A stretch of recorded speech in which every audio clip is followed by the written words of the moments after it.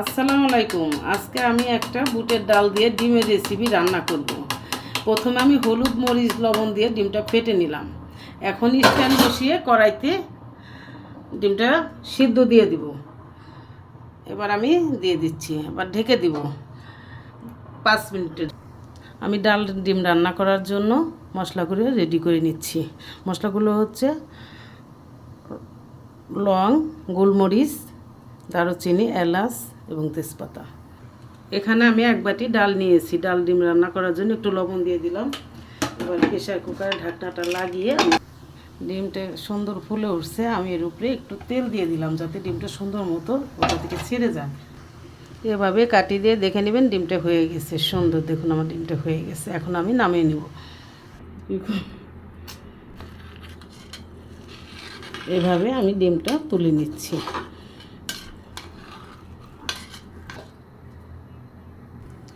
আমি যেভাবে কেটে নিচ্ছি ডিমটা এভাবে সুন্দর পিস পিস করে কেটে নেবেন।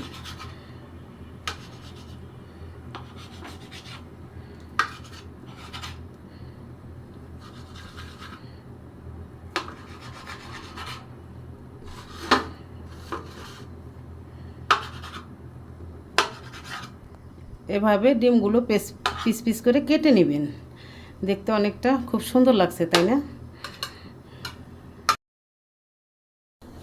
দেখুন আমার ডালটা সুন্দর সিদ্ধ হয়ে গিয়েছে। 3টা সিটি দিয়ে নেবেন, এরকম সুন্দর সিদ্ধ হয়ে যাবে। কড়াইতে তেল দিয়ে দিব, রান্নার তেল। প্রথমে আমি কয়েকটা এলাচ, দারুচিনি, তেজপাতা দিয়ে দিব।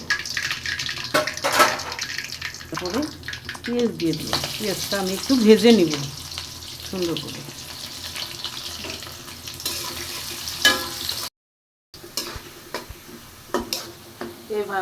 এভাবে আমার পেঁয়াজটা বেশ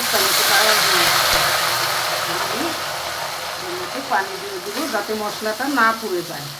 এখন আমি একে একে সব মশলাগুলো দিয়ে দিলাম।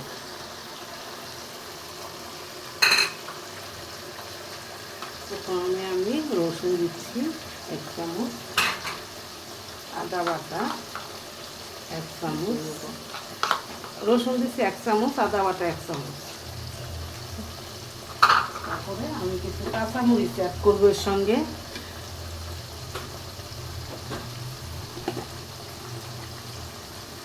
ধনিয়ার গুঁড়া 1 চামচ, 1.5 চামচ এবং হলুদ গুঁড়া 1 চামচ, মরিচ গুঁড়া 1.5 চামচ, যে যেমন ঝাল পছন্দ করে। এখন দিয়ে দিচ্ছি স্বাদ মতো লবণ। এভাবে মশলাটা কষিয়ে নেবেন। এভাবে মশলাটা কষিয়ে নেবেন যাতে মশলার কোনো গন্ধ না আসে। কড়াইতে তেল দিয়ে দিচ্ছি। এভাবে একটু ডিমগুলো ভেজে নেবেন সুন্দর করে।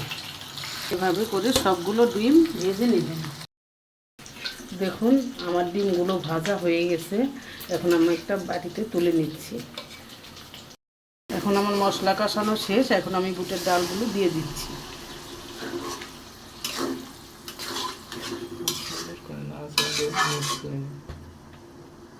এই পর্যায়ে আমি একটু গরম পানি দিয়ে দিব। ডালে কখনো ঠান্ডা পানি দিবেন না। ডালে গরম পানি দিলে খেতে ভালো লাগে, ডালের স্বাদ নষ্ট হয় না। এরকম পর্যায়ে আমি এখন ডিমগুলো দিয়ে দিব।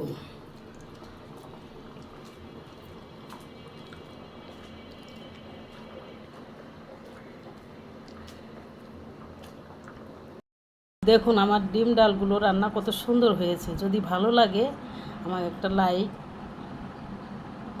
কমেন্ট, সাবস্ক্রাইব করবেন।